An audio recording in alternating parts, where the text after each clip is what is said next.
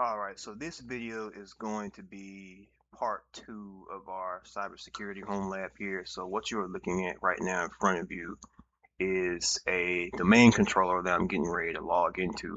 And as you can see, it is already a part of the Ecorp domain that I created using this domain controller. It also gives me the ability to just go ahead and log in as the administrator account as well as other user. Um, I'm going to go ahead and log in as the administrator here. And just as a, I guess, summation of what we've done so far, um, as covered in the first video, essentially I have a PSCent set up here in the background. And there is a WAN configuration set up. This is the IP that was given to the WAN interface by my home router through a bridged adapter on VirtualBox. So as you see, the IP address is here, and then we've got two LANs. So this domain controller is currently on the Ecorp LAN, as well as the Windows 11 virtual machine that I used to connect to PSCent in the last video.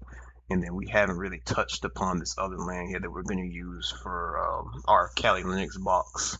And the third video actually is going to be about how I configured something called Metasploitable, which essentially provides a medium for me to showcase both red and blue team concepts, but I don't want to get too much further ahead right now. So, all right, we're logged into the domain controller here. Just going to click on local server just so I can give you a brief rundown of everything that was set up. So I changed the computer name to Ecorp-DC just so we know which device is the domain controller. And then the domain, as you can see, it is domain joined to Ecorp.local. I went on ahead and, of course, set up the domain, and then I also set this server to be a certificate authority, which I'll be using for later purposes. If we go to AD users and computers, there are a few user accounts that I created just for test purposes, and I also created what you call a service account here and attached the service principal name as well that I'll also be using for uh, future lab events. But anyways, as you can see, it just got a couple of generic accounts here. Got an administrator. These are just, made up names. Of course, you see John Doe, Alex Jones. You got the guest account.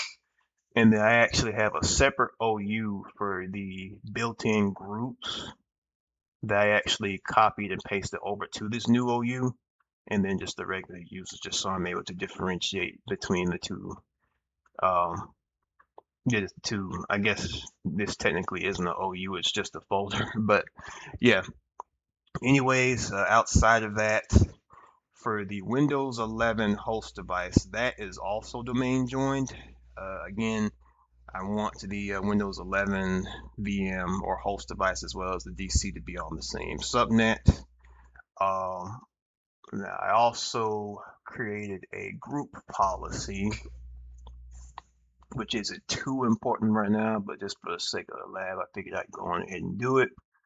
Under the eCorp domain, as you can see, I have a policy that disables, let's see here, it disables Windows Defender. So that's just for, of course, red team purposes, just to make sure that we don't have any like default built-in Windows security functionality that could impede the process of the lab. And that's really the only policy that I have set up for now. But of course, later on in the lab, I will probably set up some more just to see how that kind of interferes with the labbing process. Other than that, as I mentioned before, I did set this domain controller to also be a certificate authority, which allows for this server to be a part of the certificate authority hierarchy. So depending on which permissions I give it will determine whether or not it's able to issue certificates for various requests that may come in through the domain. But as I said before, I will demonstrate that in later videos. Yeah, other than that, I think that's pretty much all I wanted to show you for this particular video. Again, I wanted to keep these videos short so that it's easier to follow them as I move along. As I mentioned earlier, part 3 will more than likely be just going over how I set up Metasploitable, which is essentially a VM that allows for red teamers to penetrate it and kind of just like play around with different vulnerabilities. And the flip side to that as well, which would also be like learning how you can prevent said penetration attacks from, ensuing at all in the first place. But as usual, I appreciate anyone that took the time to watch this video, and stay tuned for more. And yep, that's it.